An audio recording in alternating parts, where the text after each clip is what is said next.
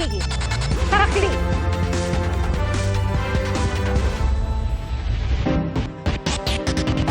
Nagbabala po ang Department of Justice na aarestuhin si Senator Bato de la Rosa kung tatangkain niyang umalis ng bansa.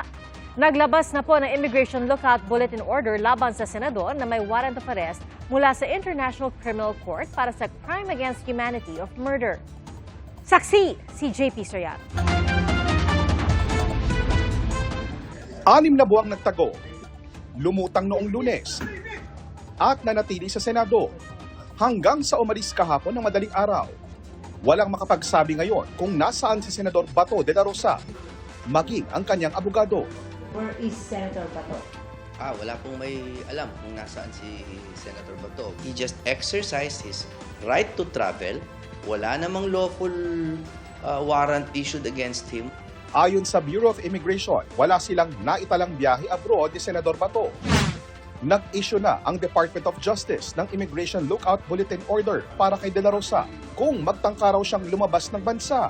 The Department of Justice will treat any attempt of Senator Bato de la Rosa to leave the country as a mockery of justice. We've sent notices to our border control authorities, basically. So, in effect, if he will be cited or if he will be seen trying to flee the country, he will be arrested. Sabi ng DOJ, hihintayin nila ang palugit ng Korte Suprema para makapagkomento muna ang gobyerno at makatugon si De La Rosa sa petisyon nitong huwag siyang ipaaresto. Makikinig tayo kung ano sasabihin ng Supreme Court. Kasi yun lang po ang tama. Makinig tayo. Siya po ang inatasan ng ating saligang batas na maging final arbiter ng mga usapin na ganito. So makikinig tayo sa Supreme Court. Meron namang tracker team ang National Bureau of Investigation o NBI para hanapin ang senador. We are guided by an interagency coordination. Sa ngayon po, ang status niyan, meron pong kaso sa Korte Suprema at yan po yung ating pong binabantayan at inaantay upang magkaroon po ng mas malinaw at maayos na proseso ng pagkilos. Nauna nang ipinunto ng Justice Department sa Philippine Act on Crimes Against International Humanitarian Law, pinapayagan ng pagsuko ng isang sospek sa isang international tribunal. Hindi naman namin pwedeng pabayaan yung obligasyon ng ating gobyerno. Diba? Na mapanagot siya. Kaakibat dito, tandaan natin, we have international commitment.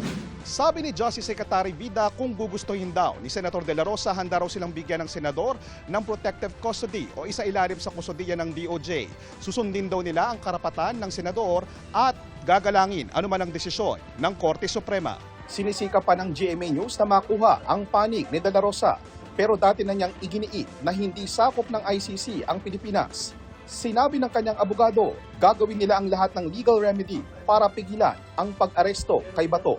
Dati, kung kulang pa yung aming basihan ng paghingi, sana ito ay sapat na dahil nagkabarilan na. Now, kung dun po kami matalo at yun po ang sabihin ng ating sariling Korte Suprema, we will abide.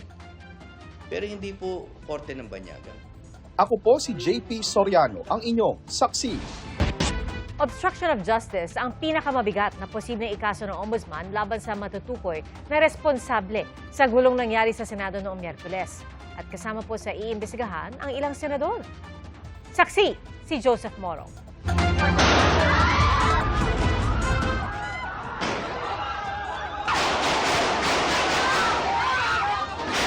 Sa gitna ng investigasyon ng Ombudsman sa gulo sa Senado at pag-alis doon ni Senador Bato de la Rosa nitong Miyerkules, hinamon ni Ombudsman Jesus Crispin Remulla ang senador na harapin ang mga paratang laban sa kanya. Anong klaseng tao yan?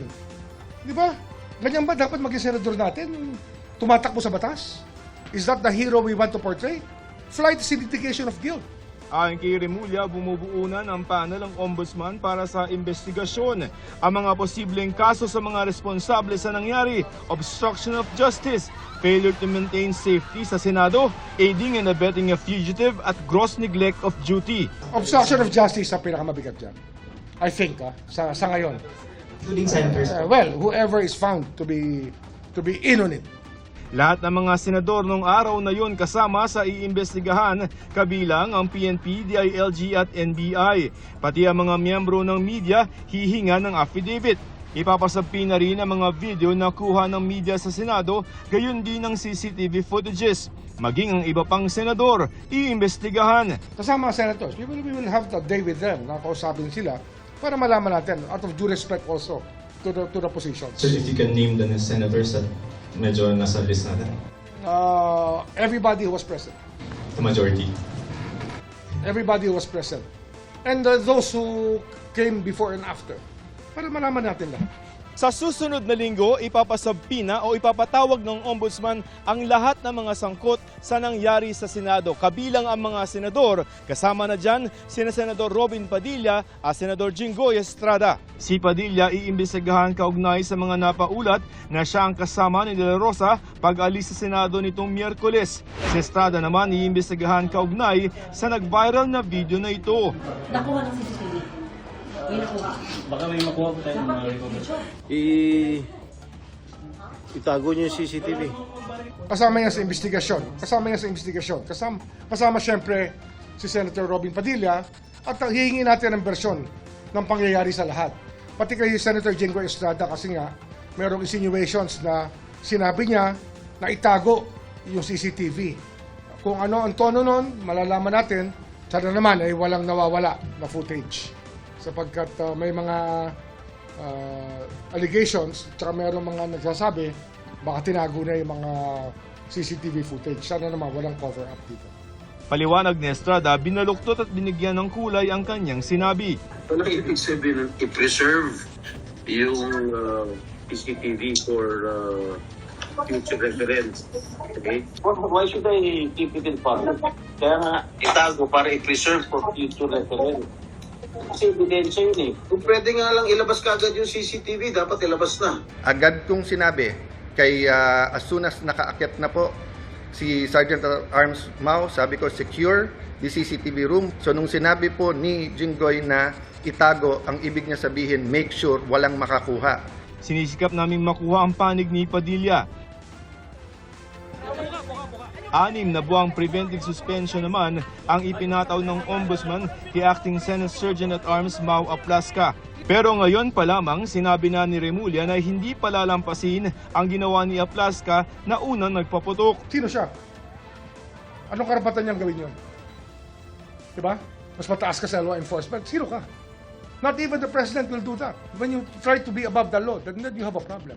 Tanong naman ni Senate President Alan Peter Cayetano, bakit si Aplasca lamang ang suspendido? Suspend also the NBI director because he is more a suspect than General Mao dito. Wala pang pahayag tungkol dito si NBI Director Melvin Matibag. Sa kwento ni Aplasca, nagpaputok siya ng warning shot dahil hindi sumunod sa kanyang direktiba mga taga-NBI na ibaba ang kanilang mga armas. Kung nakita ka ng NBI dyan, ano po dapat ang logical na ginawa mo? Hindi ba dapat tinawagan niya ako, Direktor, may mga NBI. Ang sinasabi niya sa akin, ba't hindi ako nagko-coordinate? Hindi po talaga ako magko-coordinate sa kanya dahil wala naman kaming operation po sa Senado. Ang naging coordination ko po sa GSIS dahil may invitation po sa amin ng GSIS. Ako, matagal po ako sa military and law enforcement. Alam ko po na pag mayroong operation ng isang armed component ng ating pamahalaan, magsasagawa po sila ng pre-coordination dahil delikado po eh. Ako nagtataka po kung siya alam niya ang ginagawa niya being part of the law enforcement agency ng government. Very strict standard SOP po na mag-coordinate siya sa nalalapit o sa pinakamalapit na law enforcement o military unit. Paliwanag ng Ombudsman, hindi naman parusa kay Aplasca ang suspensyon. Layo nitong ma-preserve ang mga ebidensya gaya ng CCTV footage na hawak ng Senado. Ang NBI naman pinag-aaralan kung pwede nilang kasuhan si Aplasca. Law enforcement officer po yun sa security personnel eh. Siya pa yung magpapababa ng baril. Baliktad po, dapat siya yung nagbaba ng baril dahil nagpakilalang security personnel yun. At umaga pa lang, alam niyang natutog po ang NBI. Pinag-aaralan po namin yan in consultation po with the Department of Justice. Hinihinga ng GMA News ng bagong pahayag si Aplasca. Sa ilalim ng Police Operational Procedure sa paggamit ng baril, pinapayagan lamang ang warning shot kung outnumbered at overpowered ang pulisya at may nakambang imminent danger sa kanyang buhay. Ayon sa PNP, kahit hindi pulis, ang pagpapaputok basta-basta ng warning shot ay may katapat na parusa sa ilalim ng batas. May batas naman na nag-govern sa kahalintulad na insidente ng halimbawa ng warning shot. Nandiyan ang revised penal code na sinasabi about indiscriminate firing at yung possible charge na alarms and scandal. Ako si Joseph Morong, ang inyong saksi. Pinaglalamayan po ng kanyang pamilya ang 3 taong gulang na bata na patay matapos hampasin ng kawayan at iuntog sa semento sa Pangasinan. Ang suspect, lolo ng biktima. Saksi si CJ Torida ng GMA Regional TV. Bakas pa ang dugo sa sahig ng bahay na ito sa Pozorubio, Pangasinan. Markang iniwan ng karahasang sinapit ng 3 taong gulang na bata sa kamay mismo ng kanyang lolo. Traumatic brain injury ang ikinasawi ng bata batay sa kanyang death certificate. Hinampas umano ng kawayan at iniuntog sa semento ang bata ng 57 taong gulang na suspect. Alam ko naman na maaaring nalaglag lang or masakit, nagsusuka lang. Nangihinga na po ako. Hindi na po ako nakatayo dun sa harap niya. Nangyari ang krimen sa bahay ng lolo at lola ng biktima. Doon ipinagkatiwala ang bata dahil parehong may trabaho ang kanyang magulang at hindi rin pwede ang kapatid ng kanyang ina. Maaga po yung duty ko. Kaya sabi ko dun sa binan ko, iwan ko na lang sa kanya kasi rest day niya rin po. Naglalabas sa di kalayuan ng kanilang bahay ang lola ng biktima nang mangyari ang insidente. Pagbalik ay dito na nakita ang kanyang asawa na nagpupunas ng dugo sa sahig. Isinugod pa ang kanyang apo sa ospital pero pinawian din ng buhay. Agad inaresto ang suspect na nagtangka umanong tumakas. Sorry po. Mahaharap ang suspect sa reklamong parricide. Iniimbestigahan ang kanyang motibo. Ako si CJ Torida ng GMA Regional TV, ang inyong saksi. Patay isang babaeng bedridden nang masunog ang kanilang bahay sa Caloocan City. Ang hininalang sanhi ng sunog, kandilang ginamit sa gitna ng brownout. Saksi si Bea Pinlac. Sa gitna ng pagtitiis sa ilang oras na brownout. Labo na rito, oh. Labo na to. Binulabog ng sunog ang mga residente ng Barangay 145 Bagong Baryo, Caloocan, mag-alas 10 kagabi. Dali-dali silang lumikas. Nagkukumahog na mailigtas ang kanilang mga kaanak, alagang hayop at mga gamit. Tila gumuho ang mundo ng pamilya ni Ana. Hindi niya tunay na pangalan. Nilamon kasi ng apoy ang kanilang bahay, kung saan natrap ang 50 taong gulang niyang tita na bedridden. Trinay ko naman buhatin yung tita ko hindi ko lang talaga siya kaya lapitan kasi nga malaki na yung sunog. Trinay ko naman siya buhatin. That time, trinay ko naman takpan or buhusan. Hindi ko talaga kaya lapitan. Trinay ko naman siyang isalba. Hindi ko rin talaga kaya. Hindi siya talaga makalabas kasi bedridden. Hindi siya na-evacuate. Na-trap na po siya. Sa lakas ng apoy, hindi rin daw niya nailigtas ang alaga niyang aso. Ayon sa Bureau of Fire Protection, ang posibleng mitsa ng sunog. Nagkaroon kasi ng brownout kanina daw dito and then gumamit sila ng kandila. Yun po yung alleged na pinagmulan po ng ating sunog. May mga nadamay na tao na hindi naman namin gusto. Pasensya na po sa mga nadamay sa amin. Wala pong kami intensyon. Wala pong may gusto nung nangyari. Humigit kumulang 10 bahay ang natupok sa sunog batay sa tala ng BFP. More or less, nasa 30 families. Usually, yung isa kasing compound na yon, maraming families dahil magkakamag-anak po yung silang mga naapektuhan doon. Nagbayanihan na rin ang mga residente para makatulong sa pag-apula sa apoy. Problem natin dito yung mga congested streets. So yun po ang number one na predicament natin dito na kung kanina naobserbahan nyo yung mga fire truck natin, halos naka one lane lang. Pero wala na makakadaan. Mas na nawalan na ng tubig, hindi na pwedeng makalabas. Inaalam pa ng BFP ang halaga ng pinsala. Sa barangay hall muna nananatili ang ilang pamilyang nasunugan. Ako si Bea Pinlac, ang inyong saksi. Posible po ang taas presyo sa ilang produktong petrolyo sa susunod na linggo. Ang sa isang oil industry source, 2 piso hanggang 2 piso at 50 sentimo kada litro ang nakaambang taas presyo. 75 sentimo hanggang piso at 25 sentimo naman sa gasolina. Batay po yan sa Mean of Platts, Singapore at sa palitan ng piso nitong nakaraang 4 na araw. Nakaapekto po riyan ang mataas pa ring presyo ng krudo bunsod ng nagpapatuloy na tensyon sa gitnang silangan. Nasa kote ng otoridad ang isang Japanese national sa Cavite na wanted sa Japan dahil sa umano'y pangahalay sa isang menor de edad. Ayon po sa Bureau of Immigration, gumagamit umano ng mga laruan ng suspect para mahikayat ang mga batang sumama sa kanyang bahay. Saksi, si John Consulta, exclusive.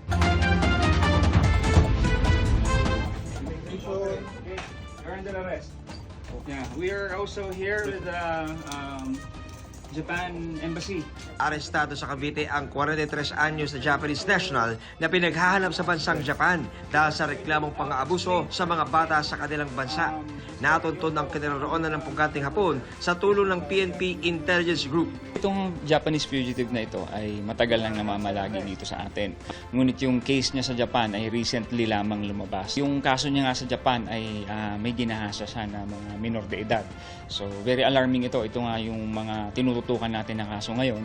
Pero sa gitna ng operasyon ng PNP at BIFSU, agaw pansin ang mga nakasabit na mga bagong laruan sa loob ng bahay ng dayuhan. Ayon sa BI Fugitive Search Unit, may kakaibang modus operandi raw ang suspect para akitin ang kanyang mga biktima bago ito abusuin sa kanyang bahay. Doon sa kanyang bahay, may mga laruan na pambata na yun maaaring ginagamit niya na pang-lure doon sa mga bata upang sumama sa kanya sa bahay. Namimigay daw siya nitong mga laruan, mga pagkain, at minsan nga daw may mga pumapanhik na mga bata doon sa kanyang kwarto.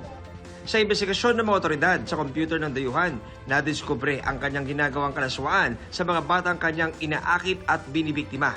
Tumambad din sa atin yung mga larawan at mga videos sa kanyang computer kung saan may mga nakita po tayong mga biktima na mga kabataan na siguro mga 6 years old lang yung mga batang yon na nandun sa video na yon. Kaya may kipag-ugnayan din po tayo sa PNP upang magkaroon ng mas malalim na investigasyon. Sisiguraduhin po natin na managot muna siya dito sa ating batas bago natin siya ipabalik sa Japan upang doon niya naman panagutan yung kinasasangkutan niyang krimen doon.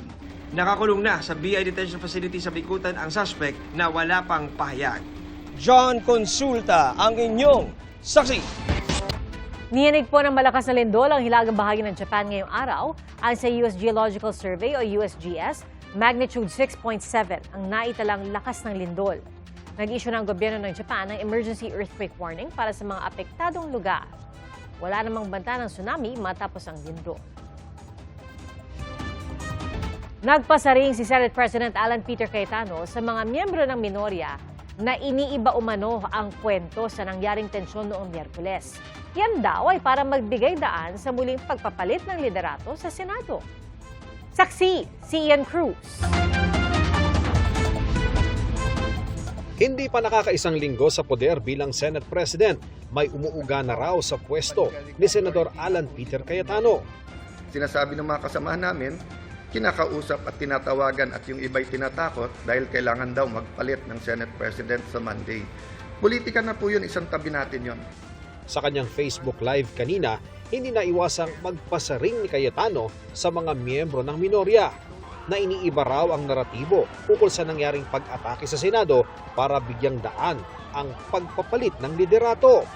Kung meron utak pulbura, meron din utak politiko, but you're willing to see the Senate that way and you're willing to join the narrative, to flip the narrative to say that since I got there, magulo ang Senate.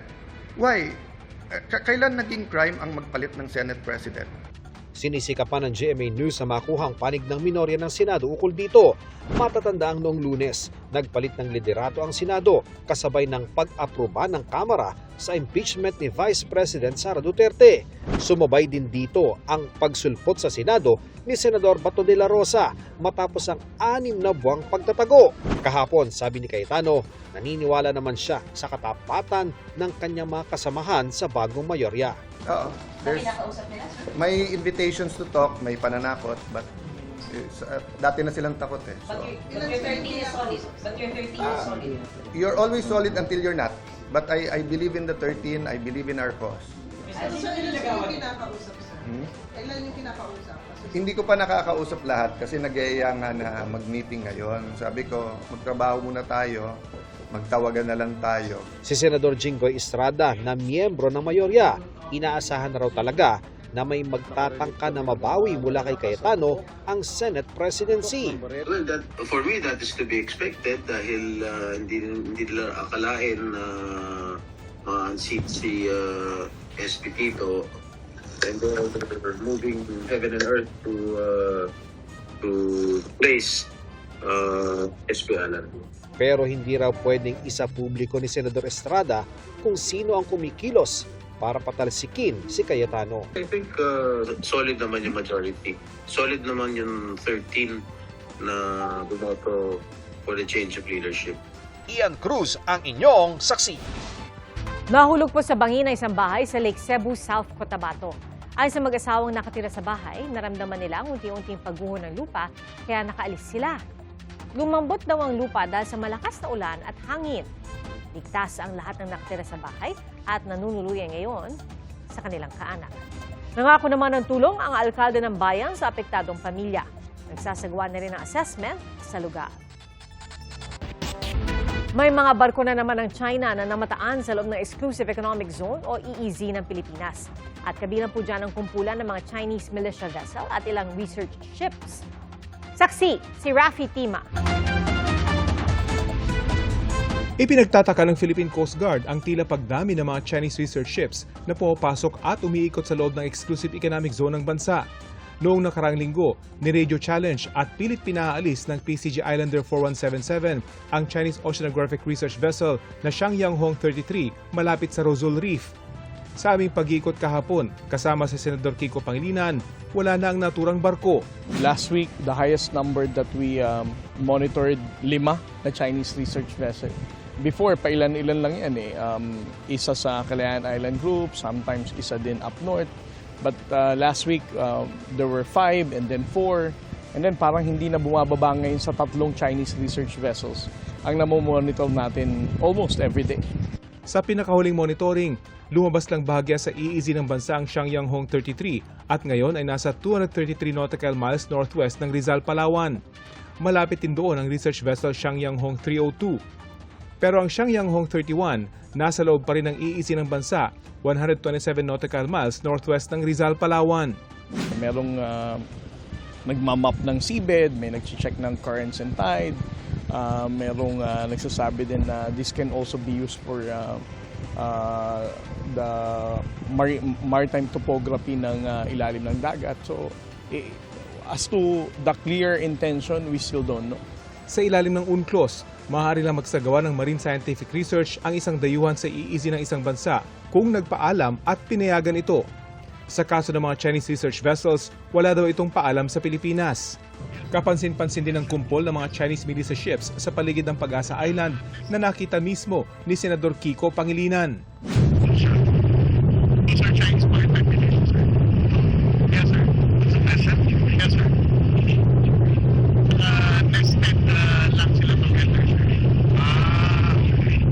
Bukod sa Pag-asa, kita rin ang kumpol ng mga Chinese militia vessels sa Escoda Shoal na nasa 75 nautical miles ang layo sa Palawan, pasok na pasok sa EEZ ng bansa.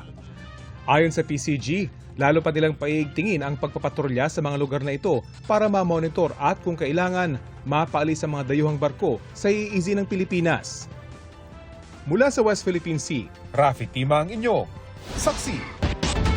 Humarap sa Quezon City Prosecutor's Office ang ilang kongresista o mga kinatawan nila kaugnay sa inihaing reklamo ni Second Gentleman Attorney Manasseh Catio. Para po yan sa preliminary investigation sa mga reklamong paglabag sa Anti-Money Laundering Act, Bank Secrecy Law at Data Privacy Act.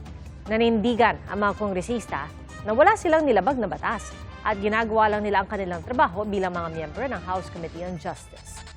Git ng kampo ni Catio, malinaw na nakasaad sa batas na bawal isa publiko ang anumang bank records. Hindi pwedeng i-weaponize ang batas para lang patahimikin ang mga gumagawa lang ng kanilang trabaho. This is not simply about pananakot, but it's also about accountability. Kasi very clear naman po yung Anti-Money Laundering Act na you cannot disclose any information. Voter registration para sa barangay at sangguniang kabataan elections hanggang May 18 na lang. Ayon sa COMELEC, maaaring magtungo ang mga nais magparehistro sa Office of the Election Officer o Comelec Satellite Site at Mall Voter Registration Site simula alas 8 ng umaga hanggang alas 5 ng hapon. Giyera sa Iran at sitwasyon sa Taiwan, kabilang sa mga tinalakay sa pulong ni US President Donald Trump at Chinese President Xi Jinping. Ayon kay Trump, sang-ayon si Xi na dapat manatiling bukas ang Strait of Hormuz. Handa rin anyang tumulong ang China para magkaroon na ng kasunduan na tutuldok sa giyera ng Amerika at Israel kontra Iran. Pero walang komento si Xi kaugnay nito. Sabi naman ng Chinese Foreign Ministry, walang dahilan para magpatuloy ang naturang sigalot na di raw dapat nangyari. Nagbabala din si Xi kay Trump na maaaring mauwi sa hidwa ng anyay mishandling ng Amerika sa Taiwan na inaangkin ng China. Ako si Rafi Tima, ang inyo saksi. Sinimula na pong ipamahagi ng pamahalaan ng mid-year bonus para sa mga kwalipikadong empleyado. At kabilang dito ang mga sibilyan, militar at uniformadong tauhan ng iba't ibang ahensya ng pamahalaan. Ayon sa Department of Budget and Management o DBM, mahigit 73 bilyong piso ang inilaan na pondo para riyan. Base sa budget circular ng DBM, katumbas na isang buwang basic pay ang matatanggap ng mga empleyado. Ang pamamahagi naman ng mid-year bonus para sa mga kwalipikadong tauhan ng mga lalawigan, LGU at barangay ay nakasalalay sa pag-aproba ng kanilang mga sanggunian alinsunod sa panuntunan ng DBM. Nagliyab ang dalawang sasakyan habang nasa tapat ng isang tindahan sa Florida Blanca, Pampanga.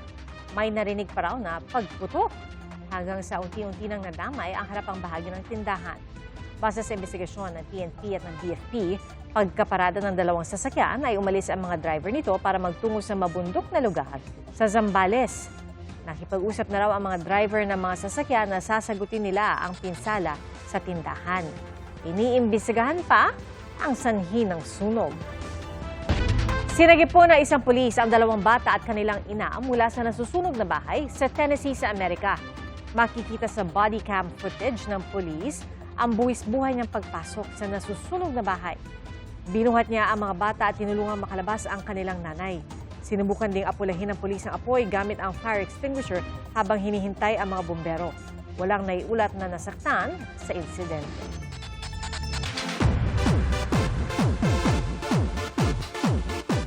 Wala po sa edad ang pagpa-fangirl.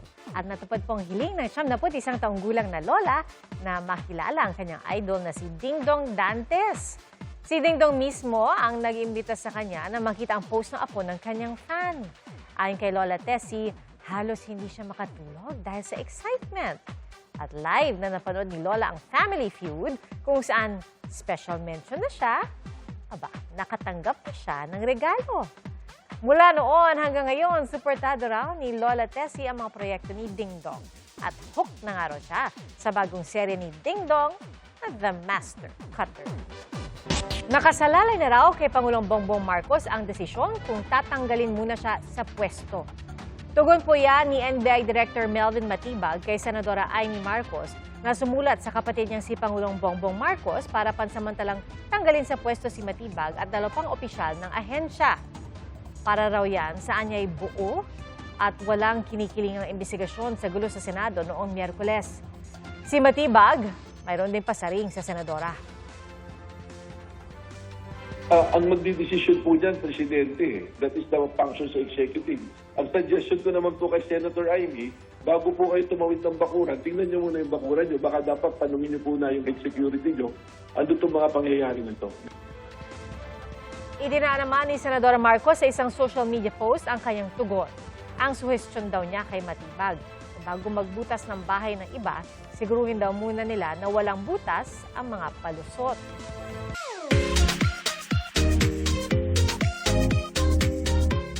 Nagpasiklaban po ng dekorasyon sa kanilang mga bahay ang mga taga-Lukban, Quezon para sa Pahiyas Festival. At sa Pangasinan naman, pwedeng magtampisaw sa tinaguriang Spring of Love. Ating saksihan.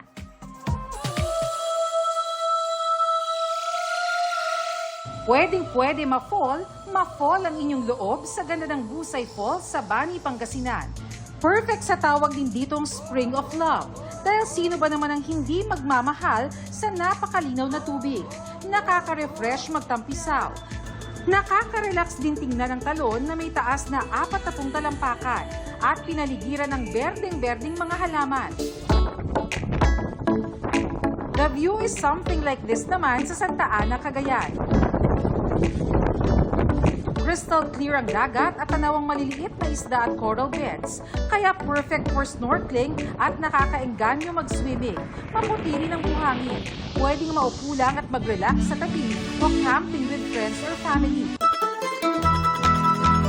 Pahiyas Festival mood na naman sa Lukban, Quezon. Pabonggahan ng dekorasyon sa mga bahay. Puno ng mga inaning palay, prutas at gulay. Pinalamutian din na makukulay na keeping o rice paper. Taunang pasasalamat ito ng mga Tagalukban sa masaganang ani. At pagdiriwang ng pista ni San Isidro Labrador, patron ng mga magsasaka. 3 milyong bisita ang inaasahan sa Pahiyas Festival ngayong taon. Ako si Bernadette Reyes, ang inyong saksi. Salamat po sa inyong pagsaksi. Ako po si Pia Arcangel. Ito ang GMA News. Walang kinikilingan, walang pinoprotektahan. Noon at ngayon, serbisyong totoo. Hanggang sa Lunes, sama-sama po tayong magiging saksi!